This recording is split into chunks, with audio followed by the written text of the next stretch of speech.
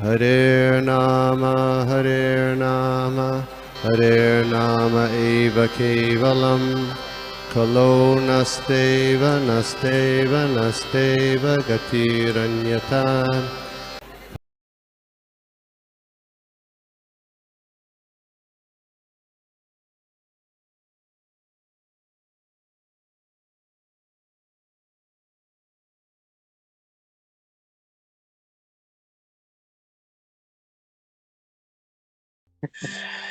चलो आप सभी आगंतुक ऑनलाइन इकट्ठा हुए वैष्णवों को दंडवत प्रणाम। हरे कृष्ण।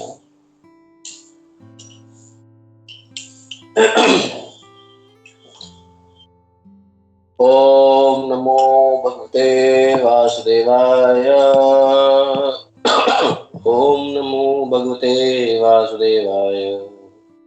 ओम नमो भगवते वासुदेवाय। ओम नमो भगवते वासुदेवाय। ओम नारायणं नमस्कृत्यं नरं चैव नरोत्तमं देवीं सरस्वतीं व्यासं ततो जयमुदीरयेत्। निष्प्रायेषु भद्रेषु नित्यं भागवत सेवया भगवति उत्तम श्लोके भक्तिर्भवति निष्ठिकी।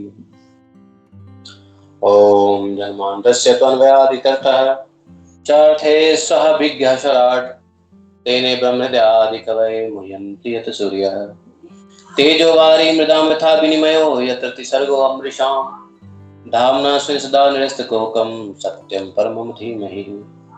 धर्मः प्रोजितकैतवत्र परमो निर्मत्सराणां शतां नित्यं मातृवस्तु शिवदं तापत्रयो नमूलनम्। श्रीमद्भागवत महामुनि कृते किं वा परमेश्वरः सद्योर्दत्त कृतिभिः शिशुभिः ततच्छृणोत्। निगम कल्पतरोर्गलितं फलं सुखमुखात् द्रवितशयितं पिबत भागवत रसमाल्यं पापका। हरे कृष्ण कृष्ण कृष्ण हरे हरे हरे राम राम राम हरे हरे। हरे कृष्ण कृष्ण कृष्ण हरे हरे हरे राम राम राम हरे हरे। बोले वृंदावन भागवतम की जय, श्री गोपाद की जय, वृंदावन धाम की जय, राधा कृष्ण गिरी गोवर्धन की जय। जय जय श्री राधे श्याम। तो हम लोग कौन सा श्लोक बताया था? स्कंद थर्ड कैंटो 10 चैप्टर। अरे तो हम लोग कहाँ आ गए? स्कंद, हाँ, सृष्टि के विभाग हैं। और श्लोका संख्या इन्होंने एक ही श्लोका प्रभु जी आपने दिया मेरे को, हैं? Only one shloka? जी प्रभु, या एक। ओहो सो भास्ट, इतना 18,000 श्लोक में एक ही श्लोक का सेवा दिया आपने। Thank you very much. है ये वही श्लोक है ना? भूत प्रेत पिशाचाश्च, यही श्लोक है ना? नहीं सॉरी, वो तो 29 है। सॉरी 21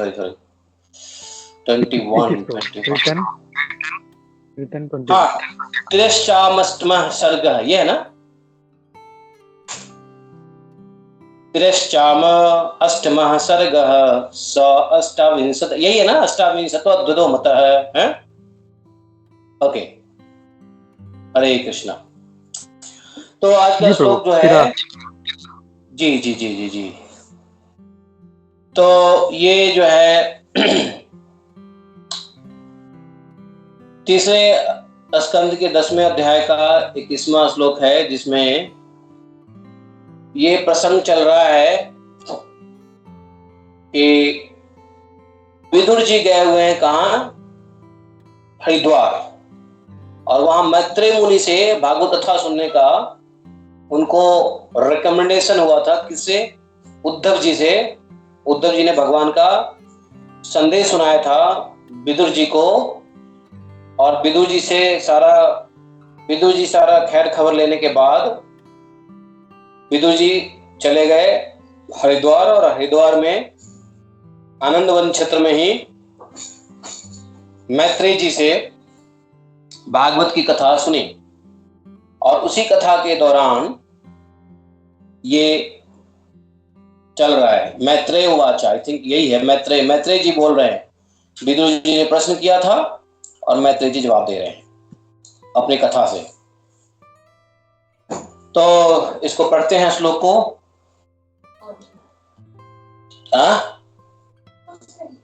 तिरश्चाम अष्टमः सर्ग सह अष्टाविंशत् मत अवित भूरिमत अविदो भूरि तमसो घ्राणज्ञा हृदयवेदिनः तिरश्च अष्टमः सर्ग सो अष्टाविंशद्विधो मतः अविदो भूरि तमसो घ्राणज्ञा हृदयवेदिनः।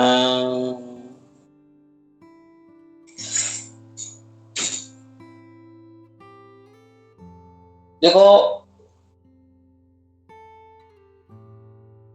तिरश्चामा अष्टमः सह अष्टाविंशत् मतः अविदः भूरि तमसः घ्राणज्ञा और हृदय अवेदिनः। बहुत अच्छा श्लोक आज हमको मिल गया है, हैं? तिरश्चाम कहते हैं निम्न पशुओं की जातियों को। अरे प्रभु जी, प्रभुपाद जी ने तो इसमें परपट ही नहीं दिया है अधिक, तो मैं क्या बोलूंगा गोपी मनोहर प्रभु। आपने ऐसा श्लोक आज दे दिया हमको। चलो फिर भी हम कुछ बताते हैं इसके बारे में, हैं? हाँ, 3:10:21, यस 3:10:21। दूसरे साइड भी है, 20-22 लोग दूसरे साइड भी अटेंड कर रहे हैं प्रभु जी। हाँ, आवर रेगुलर सत्संगी। तो तिरश्चामा निम्न पशुओं की जातियां, अष्टमा, अष्टम मतलब 8वीं,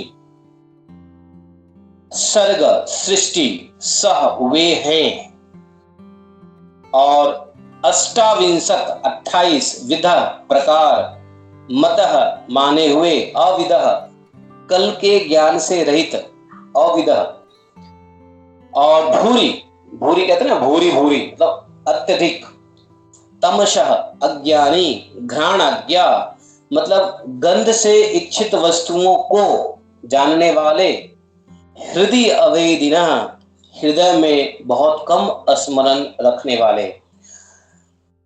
ठीक है, तो यहाँ पर प्रभुपाद जी का जो ट्रांसलेशन है और थोड़ा तात्पर्य भी है, उसको पढ़ लेते हैं। ट्रांसलेशन वैष्णव प्रभुपाद की जय। देखो, ये भागवतम के 3rd कैंटो, भागवतम के 10th कैंटो तक, 10th के कुछ चैप्टर तक प्रभुपाद जी ने ट्रांसलेशन लिखे हैं और परपट लिखे हैं।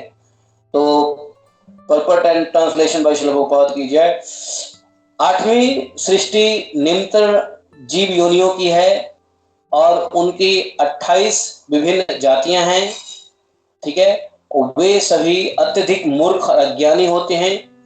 वे गंध से अपनी इच्छित वस्तु जान पाते हैं, किंतु हृदय में कुछ भी स्मरण नहीं रखने की शक्ति होती नहीं है, स्मरण नहीं रख सकते हैं। तो प्रभुपाद जी अपने तात्पर्य में लिखते हैं कि वेदों में निम्नतर पशुओं के लक्षणों का वर्णन कुछ इस प्रकार से हुआ है। तो प्रभुपाद जी उस वेद के मंत्रों का, श्लोक का भी जिक्र करते हैं। तो ये पशु के लक्षण वेद में कैसा है, तो प्रभुपाद जी ने लिखा, अथेतरेषां पशुनाः अशना पिपास एवा विज्ञान न विज्ञातम वदन्ति न विज्ञातम पश्यन्ति न विदुः स्वस्तनम न लोकालोकवितिः यद्वा भूरि तमसो भूरुषः घ्राणेनैव जानन्ति हृदयं प्रति स्वप्रियम् अस्तवेद वेदन्ति भोजनार्थं गृह्णन्ति। ये वेद का है। यही चीज भागवतम में भी यहाँ पे बताया है कि जब ये सर्ग का उत्पत्ति होता है तो किस किस लेवल पे किस किस चीज की उत्पत्ति होती है। तो यहाँ पे निम्नतर पशुओं को प्रभुपाद जी लिख रहे हैं अपने तात्पर्य में, छोटे से तात्पर्य हैं कि निम्नतर पशुओं को केवल अपनी भूख तथा प्यास का ज्ञान होता है, उन्हें न तो कोई ज्ञान अर्जित किया होता है, वो लोग न दृष्टि, उनके व्यवहार में कोई भी औपचारिकताएं पर निर्भरता प्रदर्शित नहीं होती हैं। देयर इज नो फॉर्मेलिटी है।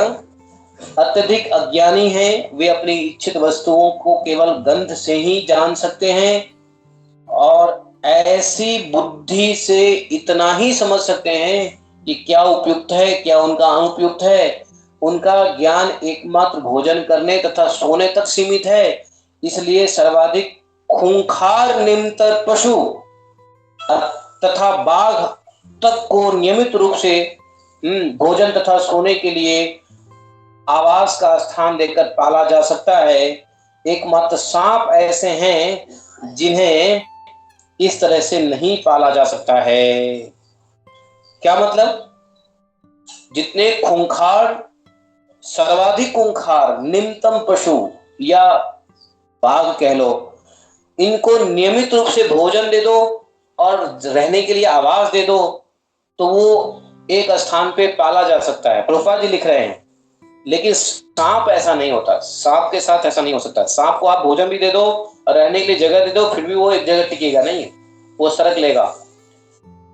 तो यहाँ पे जो है प्रभुपाद जी का तात्पर्य यहीं पे समाप्त हो जाता है। चलिए फिर इसी श्लोक के बारे में कुछ और हमने जो सुना है या कुछ अनुभव किया है या कुछ पढ़ाई करके ज्ञान लिया है वो मैं आपको बताता हूं। तो पहले गुरु प्रणाम कर लेते हैं, नहीं क्या? ओम अज्ञानतिमिरान्धस्य ज्ञानाञ्जनशलाकया चक्षुरुन्मीलितं येन तस्मै श्री गुरवे नमः। श्री चैतन्य मनोभीष्टं स्थापितं येन भूतले स्वयं मह्यं ददाति स्वपदान्तिकम्। वन्देऽहं श्रीगुरो श्रीरूपं साग्रजातं सागरनाथान्वितं तं सजीवं साद्वैतं सावधूतं परिजनसहितं श्रीकृष्ण चैतन्यदेवं श्रीराधाकृष्णपादान् सकललिता शिवशाखान्वितांश्च। हे कृष्ण करुणा सिंधु दीनबंधो जगतपते गोपेश गोपिका कांतम राधा कांतम नमोस्तुते। तप्त कांचन गौरांगी राधे वृंदावनेश्वरी विश्वानुसुते देवी प्रणमामि हरिप्रिये। वाञ्छा कल्पतरुभ्यश्च कृपा सिन्धुभैव च पतितानां पावनेभ्यो वैष्णवेभ्यो नमो नमः। जय श्री कृष्ण चैतन्य प्रभु नित्यानंद श्री अद्वैत गदाधर श्रीवासादि गौर भक्त वृंद। हरे कृष्णा कृष्ण कृष्णा हरे हरे, हरे राम राम राम हरे हरे। हरे कृष्णा। धन्यवाद। तो समय कब तक मैं ले सकता हूँ गोपी मनोहर प्रभु जी? What time I can take up to?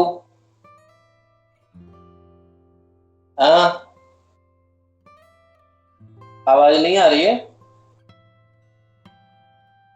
हरे कृष्णा, आवाज आ रही है? हरे कृष्णा ये आ रही है। सॉरी वो थोड़ा टीम ढूंढने में टाइम लगता है। आप 9:15 9:20 तक ले सकते हैं। ओके, जय हो समय भगवान की जय। तो 9:20 तक हमको बोलने का प्रभु जी ने राइट दिया है, तो 9:20 तक बोलेंगे। देखो ये जो प्रसंग है ये भगवान के हर अत्यंतिक प्रलय के बाद, जब पूरा संसार का अत्यंतिक प्रलय होता है, अर्थात प्रकृति भी अपने मूल प्रकृति में जाकर के ब्रह्मलीन हो जाती है। प्रकृति मूल प्रकृति और मूल प्रकृति ब्रह्मलीन हो जाती है, तो अत्यंतिक प्रलय का समय रहता है। और उस प्रलय के बाद जब विराट पुरुष से पुनः सर्ग का उत्पत्ति होता है, तो ये दुनिया कैसे बना उसके बारे में ये जिज्ञासा विदुर जी करते हैं।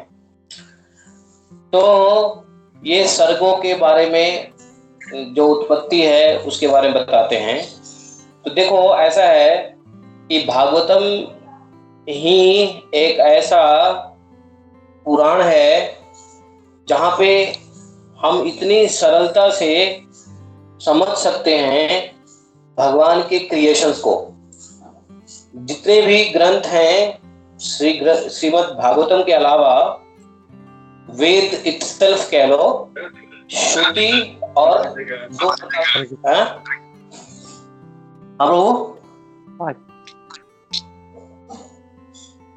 कुछ कह रहे थे आप। तो एक श्रुति है और दूसरा स्मृति है। तो श्रुति के माध्यम से भी वेद भी पढ़ना चालू करो तो क्रिएशन को इतने अच्छे से नहीं समझ सकते हैं।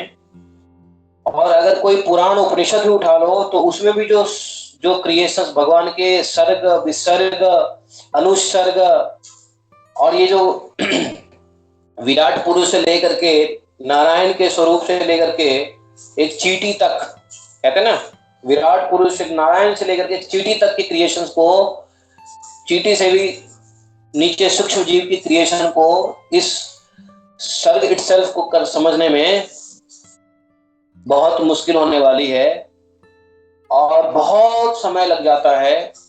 लेकिन भागवत पुराण एक ऐसा पुराण शिला व्यास देव जी की कृपा से मिला है कि हम इसको समझ सकते हैं और समझ करके खासकर प्रभुपाद जी ने इसको और क्लियर कर दिया है और प्रभुपाद जी के शिष्यों ने तो और क्लियर करके बता दिया है। यहाँ तक कि इसको चित्रांकन भी किया गया है, सृष्टि के निर्माण का चित्रांकन भी है। आप लोग फोटो देख सकते हो, नहीं क्या? तो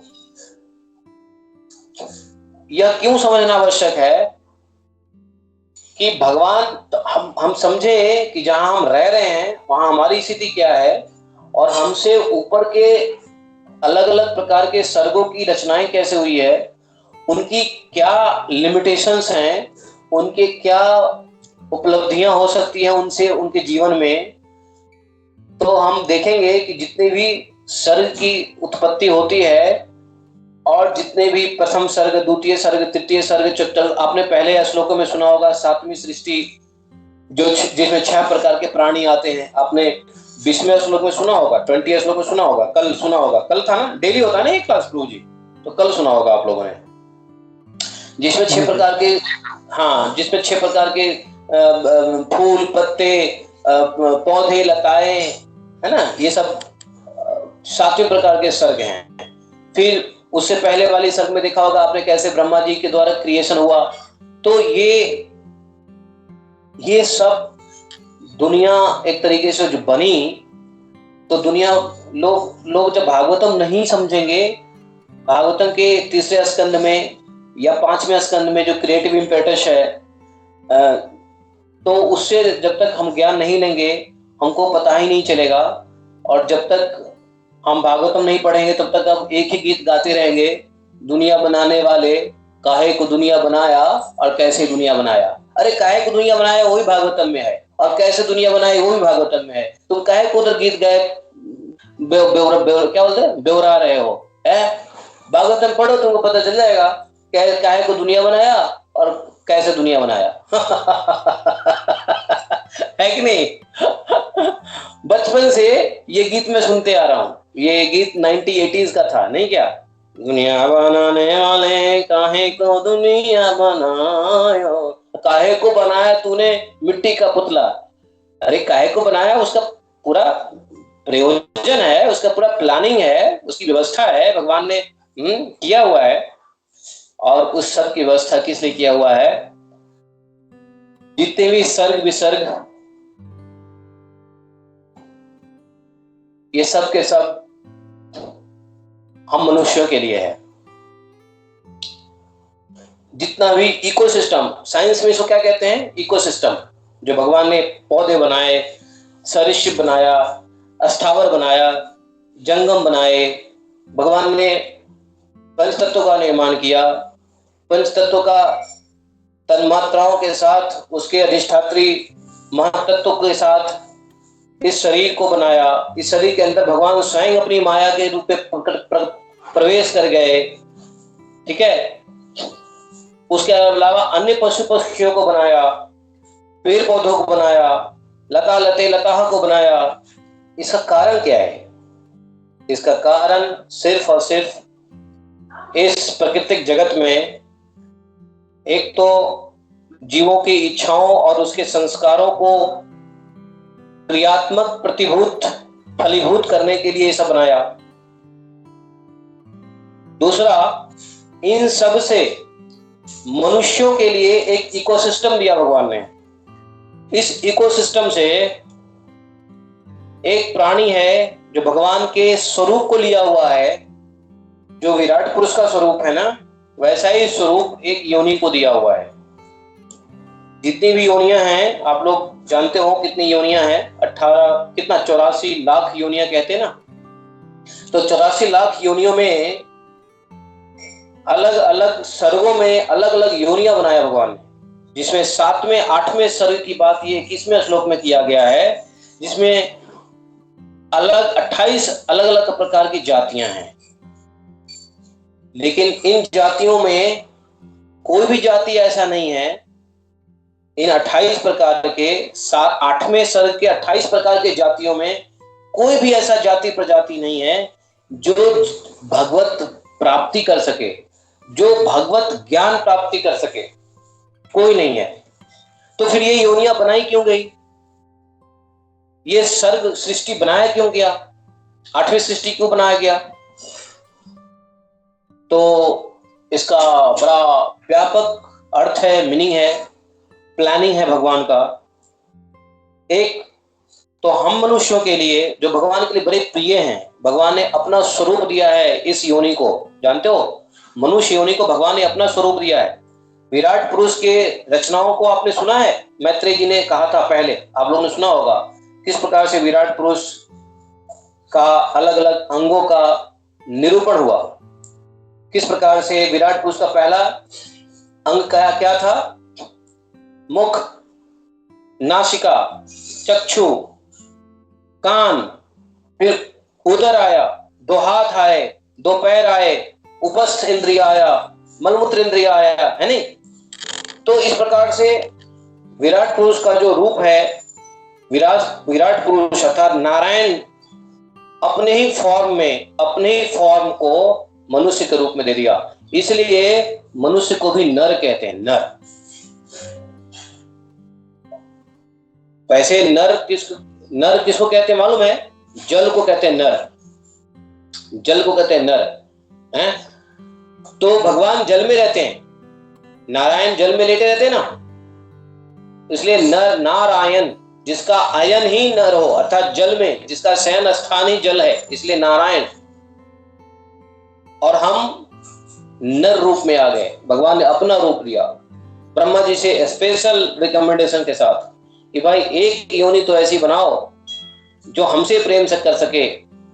वैसे तो हम सबसे प्रेम करते हैं, सभी जीवों से प्रेम करते हैं, लेकिन एक योनि ऐसी होनी चाहिए जो हमारे प्रेम को रिसिप्रोकेट करे। तो कौन सी योनि है जो भगवान के प्रेम को रिसिप्रोकेट कर सकते हैं? भगवान जो जीव पे दया करते हैं, भगवान जो जीव को प्रेम करते हैं, तो उसका रेसिप्रोकेशन मिल सके, वो है मनुष्य योनि। और चूंकि इस योनि में ही रेसिप्रोकेशन की आवश्यकता, रेसिप्रोकेशन पॉसिबल है, इसीलिए इसी योनि को मोक्ष योनि माना गया है, इसी योनि को eligible for back to godhead माना गया है। बराबर है? बाकी जो योनियां हैं, ये जो योनियां बनाया है भगवान ने अलग अलग सृष्टियों में, प्रथम सृष्टि, दूसरी सृष्टि, तृतीय सृष्टि, तो ये जो सृष्टियां बनाया है, इन सृष्टियों में जो जीवों को बनाया गया है, वो भगवान ने जीवों के अपने इच्छाओं को अर्थात भोग की इच्छाओं को पूर्ति करने के लिए बनाया गया है। जो भी भोग की इच्छा हम करते हैं, जीव करता है, उसकी पूर्ति के लिए अन्य अन्य सृष्टियों में अन्य अन्य देहधारी बनाया गया है। देहधारी लिंगात्मक शरीर बनाया गया, जिसको योनि कहते हैं। लिंग का मतलब होता है शरीर, लिंग का मतलब होता है शरीर, अपीयरेंस, फिजिकल अपीयरेंस को लिंग कहते हैं। तो इतने सारे लिंग बनाए। तो यहां पर अब देखो कितने खूंखार जीव जंतु भी बनाए, कितने छोटे छोटे भी बनाए, कितने मजबूत भी बनाए, कितने कमजोर जीव भी बनाए भगवान ने। और ये सब जो एक तरीके से सुपरमार्केट बना दिया। नहीं, सुपरमार्केट में क्या होता है, आपको हर एक चीज मिल जाती है, सुई से लेके हवाई जहाज तक ले लो। हवाई जहाज नहीं तो कम से कम बड़ी बड़ी चीजें मिल जाती है एक डिपार्टमेंटल स्टोर में। हाँ, तो ये जीवों की जो इच्छाएं हैं इसके भोगने के लिए बनाया है। तो इसका ज्ञान कैसे मिलेगा, जब सृष्टि के रचनाओं के बारे में जानेंगे। इसीलिए मैत्रेय जी ने विदुर जी को भगवान के सृष्टि की रचनाओं का ज्ञान दे रहे हैं। इस ज्ञान से हमको क्या मिलने वाला है? इस ज्ञान से ठीक है भगवान ने बनाया, बट व्हाट फॉर मी, मेरे लिए किस काम का है? तो हमारे लिए शिक्षा के लिए, शिक्षाप्रद, प्राकृतिक शिक्षाप्रद, ये एडुकेशंस भी लेने के लिए है। दूसरी चीज इकोसिस्टम्स के लिए भी है। तीसरी चीज हमारी मूड और इमोशंस को बैलेंसिंग के लिए भी जरूरी है। किसी से हम डरते हैं, किसी से प्रेम करते हैं, किसी को पालते हैं, किसी को भटकाते हैं, किसी को फटकारते हैं, किसी को हम रोटी खिलाते हैं, किसी पशुओं की हम पूजा भी करते हैं। जैसे आगे देखोगे तो भगवान ने गाय बनाए, बकरी बनाए, भैंस बनाए, बरसिंगा हिरन बनाए। अगले श्लोक में आप लोग पढ़ोगे गाय बनाए भगवान ने, गाय की हम पूजा करते हैं। स्वयं गाय को भगवान पृथ्वी का स्वरूप दिया है, स्वयं भगवान गाय के गोपाल बने, नहीं क्या? तो ये योनियां से अच्छे से इसके बारे में हमको परिचय होना चाहिए कि किस योनियों का क्या स्वभाव होता है। तो इससे हमको ये समझ में आ सकता है कि जिस जिस सर्ग में, जिस जिस सृष्टि के अलग अलग सृष्टियों में जिस जिस सर्ग का निर्माण होता है, उस निर्माण में जीवों के संस्कार के मुताबिक कर्मों का फल देने के लिए काल भगवान की प्रेरणा से, काल की प्रेरणा से उस सब का मैनिफेस्टेशन होता है। वेद के श्रुति से मैनिफेस्टेशन नहीं होता है। वेद तो दिन रात गाते रहे, भगवान सोए रहते हैं, भगवान को कोई फर्क नहीं पड़ता वेद के गायन से, वेद की प्रार्थना से। आपको मालूम है 10th कैंटो में, 10th कैंटो के लास्ट चैप्टर है, सेकंड लास्ट चैप्टर है आई थिंक, वेद की स्तुति। कौन सा चैप्टर है? 89 चैप्टर है। 10, 89 और 88 चैप्टर है वेद की स्तुति। वेद की स्तुति में वेद स्वयं कहती हैं, भाई मैं तो आपका कितना भी ग्लोरिफिकेशन करता रहूं, कितना भी आपका वर्णन करता रहूं, कितना भी आपका कुछ करता रहूं, आप हमसे तो उठते नहीं हो। तो भगवान अनंत काल के लिए जब निद्रा में चले जाते हैं, योग निद्रा में चले जाते हैं, तो भगवान भूल ही जाते हैं कि सृष्टि का निर्माण करना है, सर्ग का निर्माण करना है। तो वेद उनके कान में गाती रहती है, लेकिन वेद से उठते नहीं है भगवान। भगवान किससे उठते हैं मालूम है? काल के क्षोभ से, अर्थात काल। तो वहां से जो जीव सर्ग के अंत में भगवान के गर्भ में अनंत काल तक निद्रा के रूप में सोए रहते हैं, वो भगवत धाम नहीं जाते हैं। अनंत योनियों में जन्म लेते हुए, भटकते हुए, अनेक अनेक दशाएं भोगते हुए, कभी ऊपर जाते हुए, कभी नीचे जाते हुए, कभी पृथ्वी पे रहते हुए, कई योनियों में भटक भटक करके, कई प्रकार के भोग को भोग करके, पुण्य को, पाप को, अच्छे को, बुरे को, सत्वगुण को, रजोगुण को, तमोगुण को, मतलब कितना। ब्रह्मा जी के 100 दिन, ब्रह्मा जी के 100 डेज के बाद होता है अत्यंतिक प्रलय। उस समय भगवान सभी जीवों को, जो जीव लिबरेट नहीं होते हैं, जो जीव भगवत धाम में जाते हैं, भगवान की भक्ति किए बिना रह जाते हैं, जो भक्ति कर लेते हैं, भगवत प्रेम पा लेते हैं, वो तो चले जाते हैं भगवत धाम। लेकिन जो जिनकी भक्ति अधूरी रह जाती है या जो नहीं कर पाते हैं या जो भगवत विमुखी लोग होते हैं, वो सब के सब विराट पुरुष के गर्भ में अनंत काल तक विराट पुरुष सोए रहते हैं और जीव भी कुंठित बने हुए पड़ा रहता है। समय आता है, काल का क्षोभ होता है, काल के क्षोभ से फिर भगवान जगते हैं और फिर से सृष्टि का निर्माण होता है और सभी जीव जो गर्भ में भगवान के गर्भ में बैठे हुए हैं, उन जीव और ब्रह्मा जी का क्या होता है, जब 100 साल ब्रह्मा जी पूरा कर लेते हैं तो ब्रह्मा जी कहाँ जाते हैं? फिर ब्रह्मा जी की टिकट कट गई होती है सीधा भगवत धाम जाने के लिए। तो जो जीव ब्रह्म स्तर पे है, ब्रह्मा जी के स्तर पे है जो जीव, वो चले जाते हैं भगवान के धाम। फिर दूसरा जो सृष्टि होगा भगवान का, नेक्स्ट सृष्टि, तो उसमें फिर से उन्हीं के अंदर में से कुछ जीव ब्रह्मा के पद पे आएंगे, कुछ जीव इंद्र के पद पे आएगा, कुछ जीव वरुण के पद पे आएगा। तो अपने अपने कर्म विभाग के मुताबिक वो फिर से सृष्टि का निर्माण होगा और श्रेष्ठ से श्रेष्ठ जीवात्माएं उस स्थान पे जाएंगी और निम्न से निम्न जीवात्माओं को निम्न से निम्न योनियों में दिया भेजा जाता है। और ये तब तक चलता रहता है जब तक भगवान की भक्ति वो न कर ले, समझे? तब तक वो ऐसे ऐसे योनियों में जाएगा, इतनी मूढ़ योनियों में जाएगा, इतना तमो और अंधकार योनियों में जाता है जीव कि उसको सिर्फ अपने भूख और प्यास का ज्ञान होगा। बस भूख और प्यास लगेगी तो वो चेष्टा करेगा कुछ खाने पीने को, वो मेहनत नहीं कर सकता है फिर भी, और इससे अधिक उसको कुछ नहीं समझ में आएगा। ऐसे ऐसे तमोगुणी योनियां होती हैं। बताओ, जो व्यक्ति को भूख लगे, प्यास लगे, भाई मनुष्य योनि है, आपको भूख लगा तो कम से कम आप किचन में गए, मटर पनीर बना लिया, खा लिया, तृप्ति हो गई, पेट ही नहीं भरा बल्कि जीवा को भी तृप्त कर लिया। यहां तो कुछ ऐसी योनियां हैं जिसको पेट भी नहीं भरता है, भूख प्यास लगता है, बेचारा छटपटाता है, कुछ नहीं मिलता है, सिर्फ अनुभूति होती है भूख प्यास का, कुछ कर नहीं सकता है, उसके अंदर कर्मेंद्रियां नहीं है।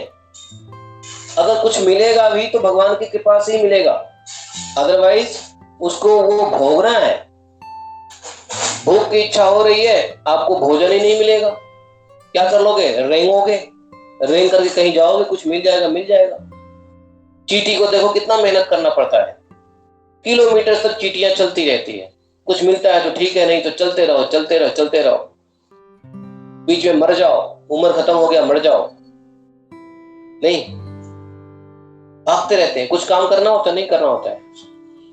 ये सब जो योनियां हैं, ऐसे ऐसे तमाम योनि, तमोगुणी से अंधकार योनि। अच्छा, कुछ योनि तो ऐसा है, इस श्लोक में बताया गया है कि घ्राणाज्ञा हृदय वेदना, हृदय वेदना मतलब उसको सिर्फ और सिर्फ सूंघने का रहता है, सिर्फ सूंघने, मतलब वो गंध से वो जान सकता है, उसको सिर्फ गंध की बुद्धि होती है, उसके पास और कोई बुद्धि नहीं होता, सिर्फ वो गंध से उसको थोड़ा सा फील हुआ कि what to take what not to take, वो इतना ही समझ सकता है बस। ऐसे ऐसे योनि है। और कुछ खूंखार योनि भी है, बताओ, बाघ, पशु, चीता, लायन, टाइगर, लियोपार्ड, नहीं क्या? तो ये योनियां जीवों के संस्कार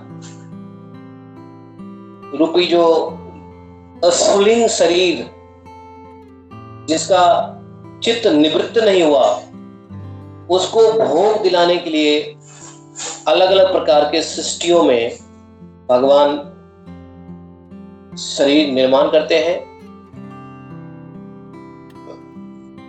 अलग अलग देहधारी जीव बनते हैं।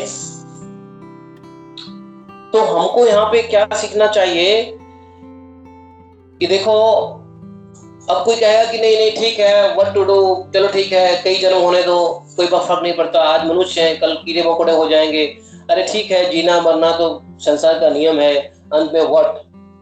अरे ब्रह्मा जी के 100 साल तक ऐसे ही भटकते रहोगे, उसके बाद पता नहीं अनंत अनंत अनंत काल तक वो भगवान के पेट में, गर्भ में जो है छिपे रहोगे जड़ बन के।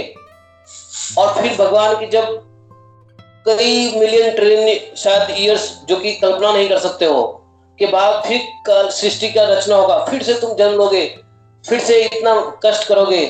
ओहो, तो इसलिए बहुत जरूरी है समझना कि हमको इस संसार से निकलना है। बैक टू गॉडहेड का क्या मतलब है? प्रभुपाद जी ने जो बैक टू गॉडहेड निकाला उसका क्या मतलब है? कि हमको भगवान कृष्ण तक पहुंचना, क्योंकि भगवान कृष्ण इस माया से परे हैं। देखो माया के बारे में अभी हम लोग भागवतम पढ़ रहे हैं 11th कैंटो में। 11th कैंटो में वसुदेव जी पूछते हैं इसी भगवान की माया के बारे में और अपनी मुक्ति के बारे में नारद जी से। तो नारद जी बताते हैं नवयुगेंद्र की कथा। आपको मालूम है नवयुगेंद्र? पिपलायन जी, चमस जी, द्रुमिल जी हैं और कौन कौन से जी हैं? 9 योगेंद्र हैं। तो वो 9 योगेंद्र राजा निमि के हाँ प्रभु सॉरी करभाजन देखिए, करभाजन जी, यस। तो ये नवयोगेंद्र जी जवाब देते हैं राजा निमि के प्रश्नों का। तो राजा निमि को चमस जी कहते हैं, भगवान की माया के बारे में बताते हैं। तो बताते हैं भगवान की माया कहाँ से शुरू होती है। कहते हैं भगवान की माया, ये जो विराट रूप है ना, भगवान का जो विराट रूप है, ये नारायण का जो विराट रूप है, विराट पुरुष, ये भी भगवान की माया है। और कृष्ण इससे भी परे हैं। जिस कृष्ण प्रेम की बात करते हैं और भगवत धाम जाना चाहते हैं, राधा श्याम सुंदर के लोक जाना चाहते हैं, वो भगवान के इन माया से ऊपर है। और भगवान की माया का शुरुआत नारायण से शुरू हो जाता है। जो नारायण नर के ऊपर लेटे रहते हैं, आयन रहते हैं, नारायण विराट पुरुष, वहां से माया का शुरुआत है।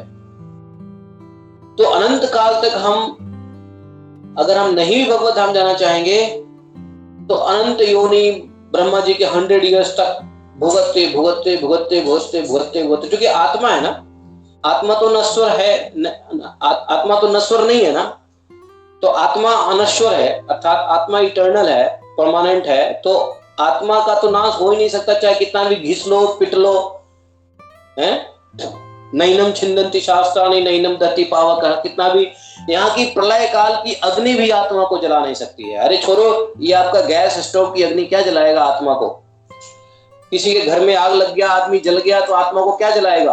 अरे प्रलय काल की जो अग्नि होती है ना, वो भी आत्मा को नहीं जला सकती है।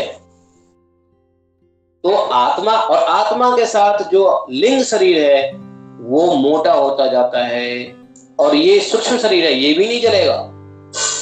प्रलय काल की अग्नि से ना आत्मा नष्ट होगा, ना सूक्ष्म शरीर, जीव का जो लिंग शरीर है, जीव का जो संस्कार शरीर है, वो भी नहीं। जीव और आत्मा, जीवात्मा जुड़ा हुआ रहेगा, वो कभी इसका नष्ट नहीं होगा। और ये अत्यंतिक प्रलय तक भी जा करके अब क्या होगा कि लास्ट में जब ब्रह्मा जी के 100 ईयर्स, ब्रह्मा जी भगवत धाम चले जाएंगे, तो ये नारायण के गर्भ में जब सभी जीव छुप जाते हैं, तो उस समय में थोड़े समय के लिए जब भगवान का दूसरा सृष्टि शुरू होता है, तब तक के लिए वो जो लिंग शरीर है, वो लिंग शरीर भी साथ में ही रहता है। It's like a black box, आत्मा और लिंग शरीर, क्योंकि उससे अलग हुआ ही नहीं है। अगर हमारा लिंग शरीर भस्म हो जाए तो आत्मा लिबरेट हो जाएगा, आत्मा तो मुक्त हो जाएगा ना। तो कायदे से हमारा प्रयास इन सृष्टियों की रचनाओं से यह सीखने की आवश्यकता है कि हम इतने सर्गों में ना भटकें। इसलिए सर्ग का ज्ञान दिया गया है, इतने सर्गों में हम ना भटकें, नहीं तो इन सर्गों में क्या हालातें होती हैं। तो देखो, एक बात मैं आज की क्लास से क्लियर करना चाहता हूं। मेरे पास 4 मिनट का समय है ताकि हम इसको टेक अवे होम ले जाएं। हम क्या करें, एक आत्मा है और आत्मा को ढक रखा है क्या, जीव शरीर अर्थात सूक्ष्म शरीर, अर्थात हमारा संस्कार शरीर, हमारा स्फुलिंग शरीर। तो पूरा योग का जो उद्देश्य है इसी संस्कार को भस्म करना है, अर्थात इसी लिंग शरीर को भस्म करना है, अल्टीमेटली खत्म करना है। और जब तक हम इस शरीर में हैं, खासकर मनुष्य शरीर में, क्योंकि मनुष्य शरीर में ही ये फैसिलिटी दी गई है कि हम उस स्फुलिंग शरीर को नष्ट कर सकें, समझे, जो आत्मा से जुड़ी हुई है स्फुलिंग शरीर, उसको नष्ट, क्योंकि वो क्या कर रहे हैं, आत्मा का जो अपना तेज है, अपना प्रकाश है, अपना ज्ञान है आत्मा का, क्योंकि आत्मा इटर्नल है, भगवान का पार्ट एंड पार्सल है, तो उसके अंदर उतना ही ज्ञान है जितना भगवान में है, उतना ही प्रकाश जितना भगवान में है। तो फिर वो ढके हुए क्यों हैं? ढके हुए इसलिए हैं क्योंकि भगवान ने स्वयं अपनी माया को स्वीकार करके घट घट में स्थापित किया है,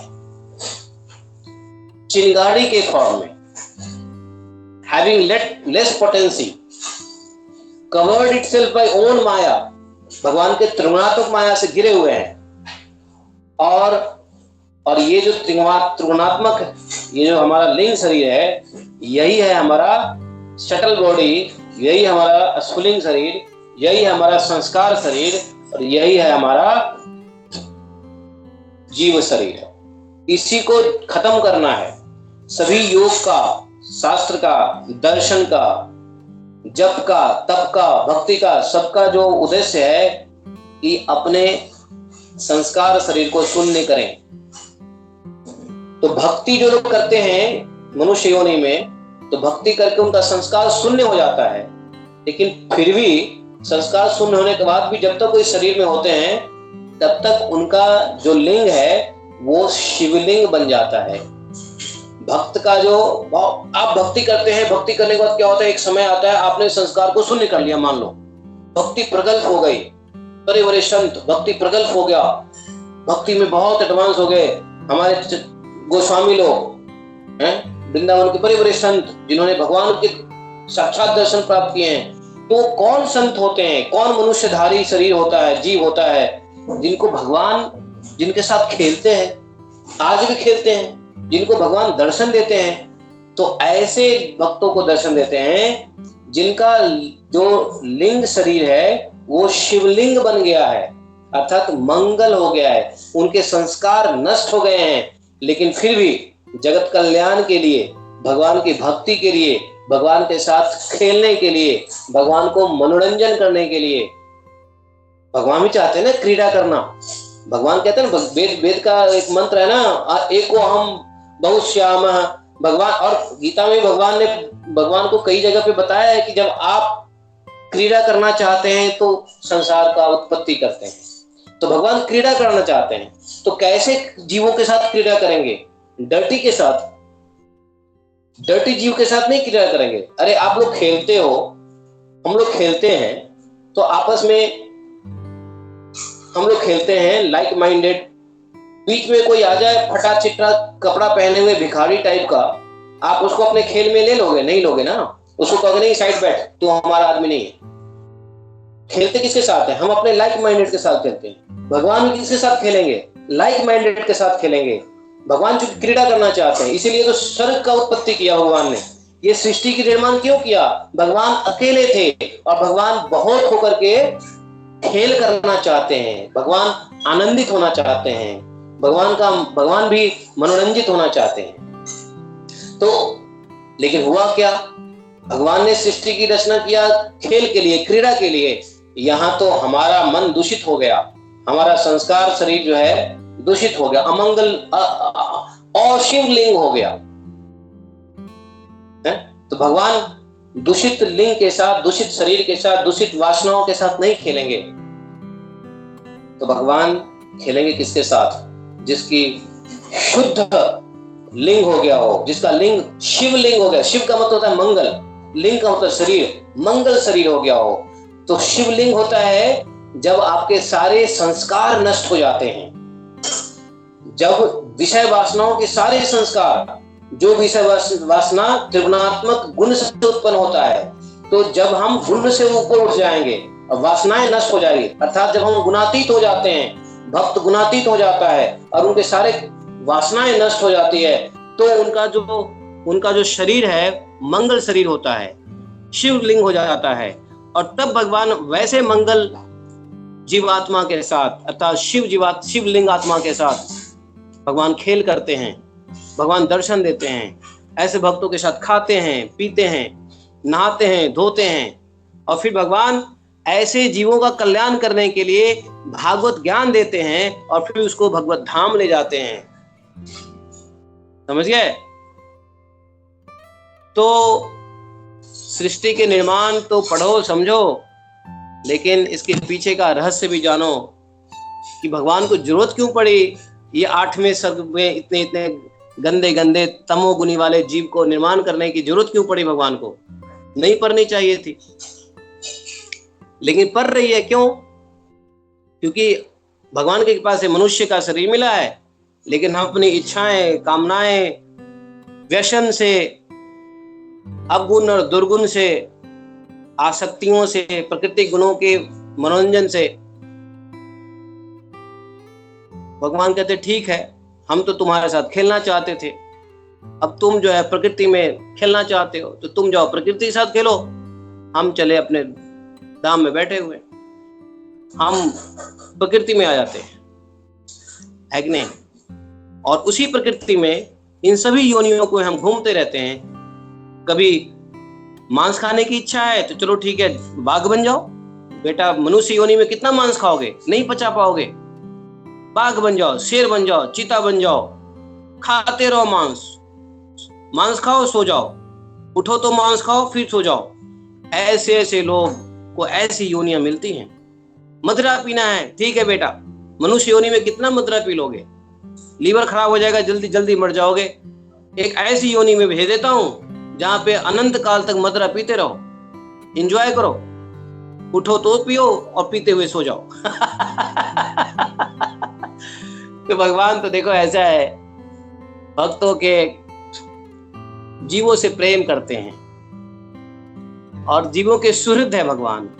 तो जीव जो इच्छा करेगा भगवान को पूरा करना पड़ता है। जैसे प्रेमी पत्नी जो इच्छा करे पति को पूरा करना पड़ता है। भगवान तो जगतपति है? तो सभी जीवों की इच्छाएं पूर्ति करते हैं। भगवान मना किसी को करते नहीं है, भगवान ने फ्री विल दिया है, बराबर है ना? लेकिन भगवान ने हमें ज्ञान, बुद्धि, वैराग्य, तितिक्षा, मुक्ति, मोक्ष का विज्ञान भी दिया है, भागवतम दिया है, गुरु दिया है। ये सब क्यों दिया है? कि समझो और मेरे साथ खेल लो, मेरे धाम आ जाओ। तो भगवान आपको अपने धाम में ले जाने से पहले आपके साथ यहाँ खेलेंगे। अगर भगवान आपके साथ यहाँ नहीं खेलेंगे तो भगवान आपको धाम में भी नहीं ले जाके खेलेंगे। जिसको इस शरीर में भगवान ना मिला, इस शरीर के बाद भगवान नहीं मिल सकते हैं। इस बात को नोट कर लो। Those who get liberated must have to be liberated in this body first. इस शरीर में लिबरेशन होना बहुत जरूरी है। शरीर में रहते हुए जिसकी मुक्ति नहीं हुई, शरीर में रहते हुए जिसका तीनों गुण से ऊपर नहीं उठा, शरीर में रहते हुए जिसने भगवान की अनुभूति नहीं करी, वह शरीर छोड़ने के बाद कभी नहीं कर सकता है, कभी नहीं कर सकता है, कभी नहीं कर सकता है। नोट कर लो। हाँ, वो जरूर ऊपर के लोकों में जाएगा, ब्रह्मा जी के स्थान को प्राप्त कर लेगा, हो सकता है। लेकिन यदि इस शरीर में ही भगवान की अनुभूति नहीं हुई, भगवान के साथ नहीं खेले, भगवान के साथ का साक्षात्कार नहीं हुआ, तो इस शरीर के बाद कुछ नहीं होने वाला है। This is the only golden opportunity. For that we should all strive for. हमें इसी शरीर में भगवत प्राप्त करना है। ये सोचोगे तभी शरीर के बाद, मरने के बाद भगवत प्राप्ति नहीं हो सकती है। मरने के बाद तो ऊंचे नीचे लोकों में जाओगे। समझ गए हम लोग? ऐसा ही है। इसलिए इस शरीर में मुक्ति तो भगवत धाम की मुक्ति, अदरवाइज नो। इस शरीर में भगवान के साथ नहीं खेले तो मरने के बाद, शरीर छोड़ने के बाद भगवत धाम जाके नहीं खेल सकते हो। और जिन भक्तों ने भगवान धाम गए हैं उनको अपने शरीर में रह करके भगवान के साथ खेले हैं, कूदे हैं, भगवान के साथ लीला किया है, वो लोग ही भगवत धाम गए हैं। तो मैं बहुत ज्यादा नहीं बोलूंगा, क्योंकि इस सृष्टि के निर्माण के पीछे का रहस्य समझिए और अपना क्या, अपने को शिक्षा क्या मिलती है वो समझिए और हमें करना क्या है। शास्त्र को पढ़ने का 3 तरीका बताया है भगवान ने। देवहूति माता को भगवत ज्ञान कैसे लिया जाए ये बताया है। सुनो, श्रवणम करो, मनन करो, चिंतन करो, और तीसरा बताया है उसको निधिध्यासन करो। तो हम भागवतम सुनते हैं और इन चीजों पे विचार करना चाहिए, मनन करना चाहिए, और फिर हमको क्या अपनाना है, क्या चाहिए, फ्री विल है निधिध्यासन में, उसको अपना लीजिए। नो इफ नो बट, कोई कंसेशन नहीं, कोई आसक्ति नहीं, कोई लाई लपट नहीं, कोई मोह माया नहीं होना चाहिए। यहाँ पे एक ही चीज है, भगवान कहते हैं, जैसे प्रभुपाद जी कहते हैं ना अपने पत्नी को, टी और मी। प्रभुपाद जी ने अपनी पत्नी को क्या कहा था? टी और मी। भगवान का यही स्टेटमेंट है। डब्लू और मी, एम और डब्लू, क्या चाहिए? एम और डब्लू में क्या लेना है? एम मतलब मी और डब्लू मतलब वर्ल्ड, संसार चाहिए या मुझे चाहिए। भगवान को ये नहीं कह सकते हो 70% आप चाहिए, 30% संसार चाहिए। नहीं प्रभु, हे कृष्णा 20% संसार भी चाहिए और 80% आप चाहिए, नहीं चलेगा। 100% टी और मी, वहां टी और मी था, यहाँ भगवान कहते हैं मी और डब्लू, एम डब्लू, क्या चाहिए बताओ? मुझे चाहिए या वर्ल्ड चाहिए, संसार। अगर उसमें 1% भी संसार चाहिए तो एम को भूल जाओ, भगवान को भूल जाओ, मी को भूल जाओ। और अगर 100%, इसलिए भाइयों साधु सावधान, भागवतम पढ़ो सुनो, लेकिन कितना जीवन में अपने हृदय में उतारना है इसके ऊपर ज्यादा सतर्क रहो, नहीं तो जीवन ऐसे ही बीतने वाला है। ऐसे ही रोज रोज प्रभु जी की फैसिलिटीज अच्छी है, गोपी मनोहर प्रभु रोज रोज भागवतम सुना रहे हैं, स्पीकर्स को ला रहे हैं, बट रोज रोज ये भी देखना है इस सर्ग में जो हम पढ़े हैं, इस सर्ग से निकलने का क्या प्रयास है हमारा। हमने आज क्या छोड़ा, हमने आज क्या पाया, क्या अपनाया। देखो ये 2 हाथ है ना, दायां और बायां, पता है किस लिए है? बताओ, 2 हाथ भगवान ने क्यों दिया? 4 हाथ क्यों नहीं दिया हमें? 3 हाथ क्यों नहीं दिया? भगवान ने कहा एक हाथ से पकड़ो और दूसरे हाथ से छोड़ो। क्या पकड़ो? भगवान की बातों को पकड़ो और दूसरे हाथ से संसार को छोड़ो। यहां पता चलता है दोनों हाथ में लड्डू, दोनों हाथ में लड्डू से काम नहीं चलेगा। तो मैं शायद बहुत ज्यादा बोल रहा हूँ, 9:30 हो गया है। धन्यवाद, मैं इतना ही बोल के माफ करना, कुछ गलत बोल दिया तो भाई, ज्यादा अभ्यास नहीं है बोलने का। Hare Krishna, thank you very much, Hare Krishna. हाँ, अब कोई कमेंट है तो बताओ। गोविंद, हरे कृष्णा। क्या प्रश्न है, क्या कमेंट है? हरे कृष्णा प्रभु, दंडवत प्रणाम। कौन बोल रहे हैं? दंडवत प्रणाम प्रभु जी। नाम? गोविंद चरण प्रभु। अच्छा, गोविंद प्रभु, गोविंद चरण प्रभु जी। अच्छा, गोपी मनोहर प्रभु जी के सुपुत्र। हाँ बोलो Govind Charan Prabhu. Prabhu first of all thank you for the session Prabhu, बहुत अच्छा था सेशन प्रभु। मतलब आपने एकदम ऐसा पॉइंट पे ला लिया कि मतलब भागवतम कितना भी सुन ले, कितना भी मतलब फैसिलिटीज मिल जाए, बट वो उतारना हमारा कार्य है, मतलब जीव का कार्य है। कि प्रभुपाद जी ने भी हमेशा कितने सारे फैसिलिटीज दिए, और आपने बहुत वो किया कि हमें वो शिवलिंग का आपने जो बहुत टर्म अच्छे से समझाया प्रभु, कि वो कैसा है, हमें वो लिंग शरीर को मतलब ट्रांसफॉर्म करना है जिससे हम ये कर पाए। तो प्रभु मेरा ये क्वेश्चन था, जब ये लिंग शरीर का जो अंत होता है तो उसमें पूरा सटल बॉडी चला जाता है, नहीं नहीं नहीं, पूरा सटल बॉडी नहीं जाता है। अरे पूरा सटल बॉडी जाएगा तो ये शरीर ही छूट जाएगा। पूरा अच्छा सटल बॉडी अच्छा। नहीं जाता है। वो क्या होता है, बुरे संस्कार नष्ट हो जाते हैं और अच्छे संस्कार रहते हैं, जिसको कहते हैं शिवलिंग, मंगल शरीर। अर्थात मतलब जो संस्कार है वो बुरे संस्कार चले जाते हैं, लेकिन अच्छे संस्कार रह जाते हैं, और वो संस्कार भी अंत में नलिफाई होकर ब्रह्मलीन हो जाता है। जीव आत्मा अर्थात परमात्मा में लीन हो जाता है, और परमात्मा में जाकर के वो कोई भी सेवा कर सकता है, भगवत धाम जाकर के। तो कहने का मतलब यह है कि वो पूरा नलिफाई नहीं होता, उसमें क्या होता है, गुणातीत संस्कार बना रहता है। एक तो जब हम संस्कार की बात करते हैं तो तीनों गुण से मिला हुआ होता है, लेकिन जब तीनों गुण का संस्कार जो होता है वो अमंगल होता है, वो शिवलिंग नहीं होता है, अशिवलिंग होता है। जब शिवलिंग होता है तो तीनों गुण से ऊपर उठ कर जो गुणातीत संस्कार होता है वो होता है, अर्थात भगवत संस्कार आ जाता है।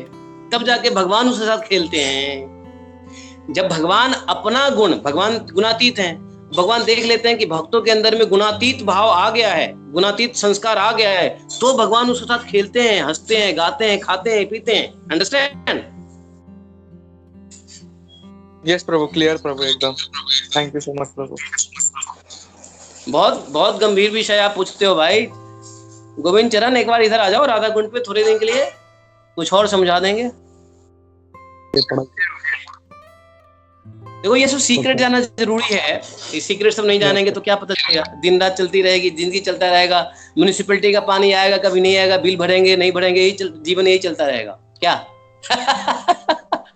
कब किसका बिल भरना है, कब भाजी लानी है, सब्जी लाना है, जीवन तो यूं ही जा रहा है। इन तत्वों पे विचार करने का मौका कहाँ मिलेगा? ये अपना बिल भरने का टाइम आ जाएगा तब तक। लोग यही फंसे पड़े हैं ना, लोग इसी में फंसे पड़े हैं, है कि नहीं?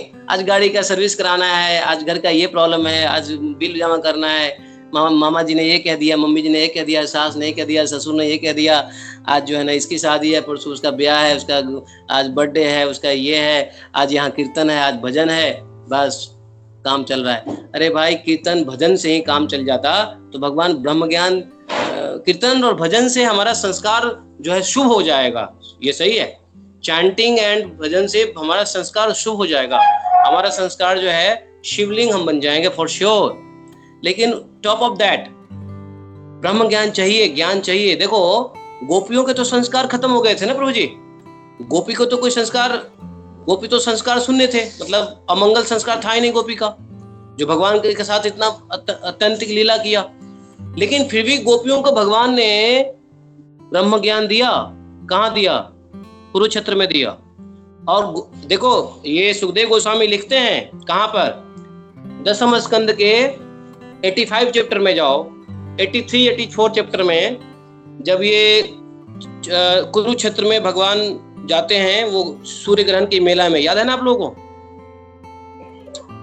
सूर्य ग्रहण की मेला में गए थे ना भगवान, याद है? जी जी ब्रो। मतलब उस मेला में आप भी थे क्या? आपको याद है? नहीं पढ़ा है ब्रो। चलो उस मेला में गोपी मनोहर भी प्रभु थे, इन्होंने कहा याद है, तो मतलब उस मेला में थे। तो उसमें तो सुखदेव गोस्वामी का स्टेटमेंट है जो परीक्षित जी को कह रहे हैं कि परीक्षित, इस प्रकार से भगवान ने गोपियों को एकांत ले गए और भगवान ने गोपियों को वह ज्ञान दिया जिस ज्ञान के ऊपर गोपियों ने चिंतन करके अपने आप को ब्रह्मलीन कर लिया, अपने आप को भगवत धाम चले गए। गोपियों का अंत कैसे हुआ? भगवान के ज्ञान, जो भगवान ने जो उपदेश दिया उसके ऊपर गोपियों ने मनन करके करके शरीर छोड़ दिया। वो गोस्वामी का वर्ड है, सुखदेव गोस्वामी लिखते हैं। तो इसका मतलब ये है कि गोपियां का, भगवान ने गोपियों को पहली बार ज्ञान नहीं दिया कुरुक्षेत्र में, गोपियों को ज्ञान देने के लिए कई बार भगवान ने अरेंजमेंट किया। जैसे उद्धव को भेजा, बारिश हो रही है, उद्धव को भगवान ने उद्धव को भेजा था ब्रज में कि जाओ गोपियों को ज्ञान दो, लेकिन उद्धव तो गोपियों के प्रेम को देख के वो खुद प्रेमी पागल बन गए। उद्धव जी हैं, खुद रोने धोने लगे और गोपियों की तरह जो है ना। लेकिन भगवान ने देखा ये गोपी तो बड़े भाई अब प्रेम की ऐसी उच्च स्तर पे है जिसको ब्रह्म ज्ञान कैसे दिया जाए, भगवत ज्ञान कैसे दिया जाए। ब्रह्म ज्ञान मतलब भगवत ज्ञान, ब्रह्म ही भगवान है, भगवान ही ब्रह्म है, भगवत ज्ञान ही भगवत ब्रह्म ज्ञान है, ब्रह्म ज्ञान ही भगवत ज्ञान है। तो ये भगवत ज्ञान कैसे दिया जाए, भागवतम कैसे सुनाया जाए। तो भगवान के सारे जब अरेंजमेंट फेल हुए तो भगवान ने स्वयं गोपियों को कुरुक्षेत्र में वह उपदेश दिया, और भगवान के उपदेश को पा करके गोपियां मनन करके फिर भगवत धाम चली गई। तो ज्ञान तो सबको लेना पड़ेगा। हम चैंटिंग कर रहे हैं, माला कर रहे हैं, सब ठीक है, बट भगवत ज्ञान के ऊपर हमें मनन चिंतन, उसका निधि ध्यासन श्रवण करना पड़ेगा। इसके अलावा कोई रास्ता नहीं है। बाकी जो सब है वो सब हमारे अमंगल शरीर को मंगल करने के लिए है, अर्थात अशिव को शिवलिंग बनाने के लिए है। हमारे अंदर में अशिवलिंग है अभी, क्योंकि अभी संस्कार है, और संस्कार हट जाएगा तो शिवलिंग बन जाएंगे हम जब शिवलिंग को देखते हैं तो क्या देखते हैं, शिवलिंग हर जगह फैले वो क्यों है। शिवलिंग क्या है, शंकर जी के अंदर कोई मल नहीं है, अमल लिंग है, मंगलमय शरीर है शंकर जी का, इसलिए तो महावैष्णव है वो। तो शिवलिंग जब हम जाएं तो ये प्रार्थना करें कि हे भगवान, हे महावैष्णव, हमारे भी लिंग को शिवलिंग कर दो, और बाहर शिवलिंग देखते देखते हम अपने को शिवलिंग कर लें, अर्थात हमारे अपने संस्कार नष्ट हो जाए। बहुत बड़ी बात है। खैर एनीवे, ज्यादा नहीं बढ़ाते हैं बातों को। और एनीथिंग एल्स टू हरे कृष्ण। मीरा भाई का शरीर कैसे शिवलिंग हो गया? और चेतन महाप्रभु का तो खैर था ही, चेतन महाप्रभु तो स्वयं भगवान है, तो गोपीनाथ में कैसे शिवलिंग हो गया है? और एक नहीं, ये बोलिए, सॉरी। अगर हम भक्तमाल पढ़े हैं, क्योंकि हम लोग भक्तमाल नहीं पढ़ते हैं, तो भक्तमाल पढ़ोगे तो पता चलेगा कि 100 ऐसे भक्त हैं जिन्होंने शरीर ही, उनका शरीर, जैसे कबीरदास, शरीर ही नहीं मिला कबीरदास का है ना। इतने सारे भक्त हैं जिनको तो शरीर ही का पता नहीं चला, शरीर कहाँ गया है। कबीरदास के शरीर के ऊपर हिंदू मुस्लिम लड़ने लगे और शरीर गायब है ये तो अभी की घटना है कि नहीं। तो इसलिए इसी शरीर में रह करके अपने लिंग को, लिंग का मतलब होता है सूक्ष्म शरीर, अर्थात संस्कार शरीर को लिंग कहते हैं। लिंग का मतलब जन्नेंद्रिय नहीं होती है, लिंग का मतलब होता है संस्कार शरीर, अर्थात जिसका सूक्ष्म शरीर पुरुष में है उसको पुल्लिंग कहते हैं, जिसका सूक्ष्म शरीर स्त्री में है उसको स्त्रीलिंग कहते हैं। ध्यान दीजिए इस बात को, कहते हैं पुल्लिंग स्त्रीलिंग। तो पुल्लिंग का क्या अर्थ होता है? पुल्लिंग का अर्थ होता है जिसका सूक्ष्म शरीर, अर्थात जिसका जीव, जिसका संस्कार शरीर स्त्री में है उसको स्त्रीलिंग कहते हैं, और जिसका संस्कार शरीर जीव वो पुरुष में है इसलिए पुल्लिंग कहते हैं। न कि लिंग का अर्थ का मतलब, लिंग का अर्थ का मतलब ये नहीं होता है शरीर, लिंग का अर्थ मतलब होता है सूक्ष्म शरीर, संस्कार शरीर, है कि नहीं। मंगल शरीर वही अमंगल शरीर हो सकता है। तो गुणात्मक हो गया तो अमंगल हो गया, और गुणातीत हो गया तो मंगल हो गया। शिव है तो गुणातीत है, अशिव है तो गुणात्मक है। मंगल शरीर है, मंगल है तो गुणातीत है, अमंगल है तो गुणात्मक है। जैसे भी समझ लो, vice versa. Thank you very much. Hare Krishna. Thank you Prabhu, दंडवत प्रणाम प्रभु जी। हरे कृष्णा। तो हम लोग रुकते हैं यहाँ पे, और आपका बहुत बहुत धन्यवाद फिर से प्रभु जी। और ऐसे हम लोग सेशन हम लोग करते रहेंगे प्रभु। पहले तो सॉरी कि मैं थोड़ा काफी जरा वही मतलब बोल सकते हैं माया में रहता हूँ, इसके लिए आपसे जो संपर्क नहीं हो पाता। बाकी तो सब बहाना है, ऑफिस है, शेड्यूल है, ये वो है, लेकिन कोशिश करेंगे प्रभु जल्द से जल्द टच में रहने की। बहुत बहुत धन्यवाद। हरे कृष्णा। मैं कमेंट किया, आप माफ करना, वैसे कि नो ऑफेंस नहीं प्रभु, ऑफेंस कैसे ले सकते आप इतने अच्छे मित्र हैं हमारे। दास आपके सामने तो बैठ के हम सीखते थे। आप तो भक्ति वृक्ष चलाते थे दुबई में, और हम नदी पार करके 1 दिन 2 दिन चले जाते थे। देखता था कैसे श्याम सुंदर प्रभु के यहाँ आप इतना बढ़िया प्रवचन करते थे। अरे आप बड़े सीनियर हो, बड़े पुराने चावल हो, आपको सुनने से ऐसे ही लोग रोग से तो मुक्त हो ही जाएगा। सर मैं बस नाम के लिए पुराना चावल हूँ प्रभु। नहीं, आई नो यू सिंस कितने पुराने दुबई में कितना भक्ति वृक्ष चलाते थे, कितना मेहनत करते थे। हाँ, ड्यूटी से आने के बाद फटाफट जो है ना ड्रेसिंग बदलना, तिलक करना, नहाना धोना, फिर पहुंच जाना वहां पे देरा में। हाँ याद है, देरा में करते थे आप प्रोग्राम, आई रिमेम्बर। प्रभु वो भी श्याम सुंदर प्रभु जी आते हैं कभी कभी। अच्छा, आते हैं वो? हाँ उनको भी बुलाता हूँ। उन्हीं के घर पे तो करते थे आप दरिया पार, वो दरिया था ना बीच में। करेक्ट। वो देरा, मैं देरा में बोलता, मैं देरा क्या है, दरिया पार को देरा में कहता था। जय श्री राधे। बहुत बहुत धन्यवाद प्रभु, प्रणाम।